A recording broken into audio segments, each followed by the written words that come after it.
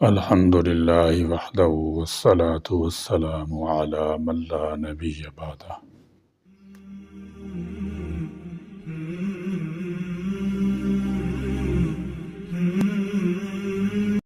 والدین در حقیقت انسان کے دنیا میں آنے کا ذریعہ ہوتے ہیں۔ انسان کا وجود والدین کے رہین منت ہوتا ہے۔ اس لیے اللہ تبارک و تعالی نے بھی کئی مقامات پر والدین کے ساتھ حسن سلوک کا حکم دیا۔ جب تمہارے ماں باپ میں سے کوئی ایک یا دونوں بڑھاپے کو پہنچ جائے تو ان کو اف تک مت کہو۔ سورہ بنی اسرائیل کی آیت مبارکہ میں والدین کے ساتھ خصوصی حسن سلوک کی تاکید کی گئی ہے جب وہ بڑھاپے کو پہنچ جائیں، کیونکہ اس عمر میں انسان عموماً چڑچڑا ہو جاتا ہے اور اس کی طبیعت میں بے قراری اور بے چینی پیدا ہو جاتی ہے۔ لہذا والدین کو اس کیفیت میں اولاد کی طرف سے اچھے رویے کی زیادہ ضرورت ہوتی ہے۔ والدین کا ایک ایسا رشتہ ہے، اس جیسا رشتہ شاید دنیا میں نہ ہو۔ جب بچہ اس دنیا میں آتا ہے تو والدین اپنی نیند کی پرواہ کیے بغیر اپنے لخت جگر کی نیند کی پرواہ کرتے ہیں، اپنی بیماری کی پرواہ کیے بغیر رات کے اندھیرے میں بھی اپنے لخت جگر کو اٹھا کر اسے سلانے کی کوشش کرتے ہیں۔ جو بھی ہو، اپنے لخت جگر کو ہر طرح کا آرام دیتے ہیں۔ اللہ رب العزت نے بھی ماں کے قدم تلے جنت کو رکھ دیا۔ اللہ رب العزت نے ارشاد فرمایا، اگر جنت کمانی ہو تو اپنے والدین کی خدمت کرو۔ والدین جو حکم دیں ان کو بجا لاؤ، ان کے آگے اف تک نہ کرو۔ جب وہ باہر سے آئیں تو ان کے استقبال کے لیے کھڑے ہو جاؤ۔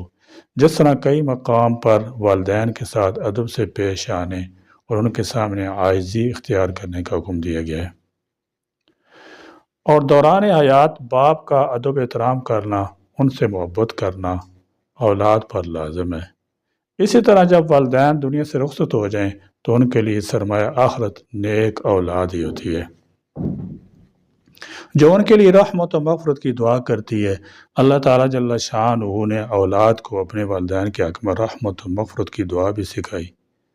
رب ارحمہما کما ربیانی صغیرا، اے میرے رب میرے والدین پر رحمت کاملہ نازل فرما جس طرح کہ انہوں نے مجھے پالا، یعنی میرے ساتھ رحمت کا معاملہ کیا۔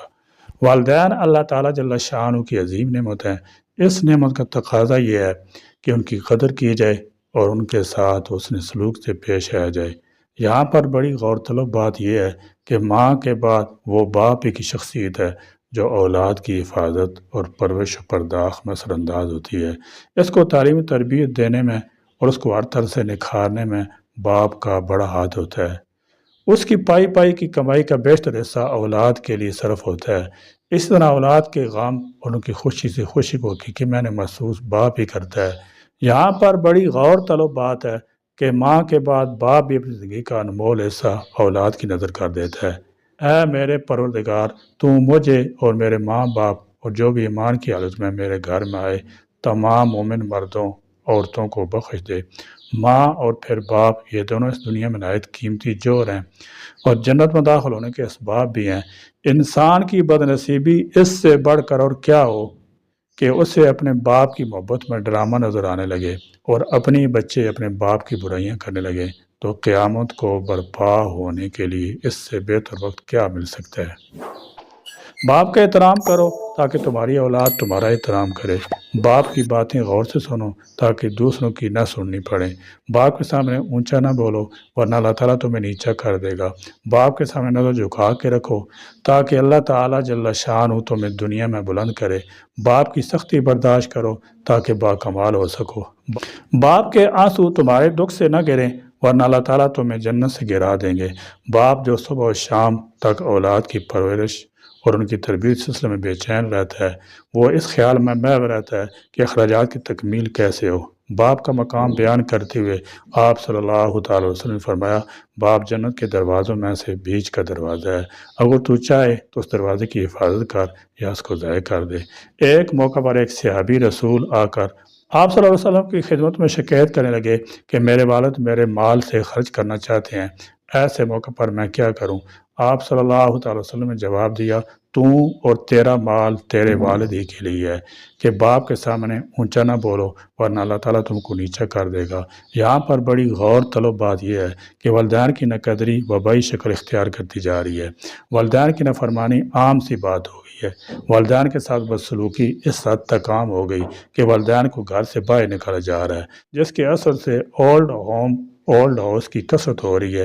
آپ صلی اللہ علیہ وسلم جو علامات قیامت بیان کی تھیں کہ قرب قیامت میں والدین کی نافرمانی عام ہوگی، اور باپ کے ساتھ نیکی کرو، باپ کے ساتھ رہنے اور زندگی گزارنے میں جہاں تک ہو سکے نیکی کرو، اور انہیں اس چیز کے مانگنے کی زحمت نہ دو کہ جس کی ان کو ضرورت ہے، خواہ وہ مستغنی اور بے نیاز ہی ہوں۔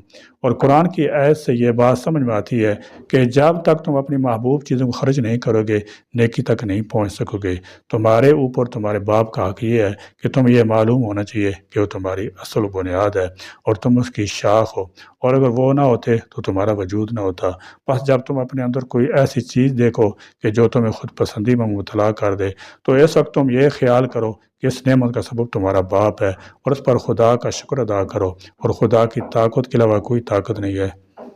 رسول اللہ صلی اللہ تعالی علیہ وسلم نے فرمایا، اللہ تعالیٰ کی رضامندی والد کی رضامندی میں ہے، اور اللہ تعالیٰ کی ناراضگی والد کی ناراضگی میں ہے۔ رسول اللہ صلی اللہ تعالی علیہ وسلم نے فرمایا، جس شخص کو یہ پسند ہو کہ اس کی عمر دراز کی جائے اور اس کی رزق کو بڑھا دیا جائے، اس کو چاہیے کہ اپنے والدین کے ساتھ اچھا سلوک کرے اور رشتہ داروں کے ساتھ صلہ رحمی کرے۔ رسول اللہ صلی اللہ تعالی علیہ وسلم نے فرمایا، جس نے اپنے والدین کے ساتھ اچھا سلوک کیا اس کے لیے خوشخبری ہے کہ اللہ تعالیٰ اس کی عمر میں اضافہ فرمائیں گے، اور اپنے ماں باپ کی بہت خدمت کرے۔ ان کے مرنے سے پہلے اگر وہ اولاد گھر وغیرہ کے اخراجات کے لیے باپ کو رقم دیتی ہے تو اس کا صحیح استعمال ہونا چاہیے۔ اللہ تعالیٰ جل شانہ ہمیں اپنے والدین کی فرما برداری کرنے والا بنائے، اور ہماری اولاد کو بھی ان حقوق کی ادائیگی کرنے والا بنائے۔ والدین کے ساتھ حسن سلوک ایک نہایت ہی بنیادی حق ہے اور اہم ترین فریضہ ہے۔ اس طرح ان کی خدمت فرما برداری بھی ایک بہترین اطاعت ہے۔ یہی وجہ ہے کہ رب العالمین نے والدین کے حقوق کو اپنے حقوق کے ساتھ بیان فرمایا۔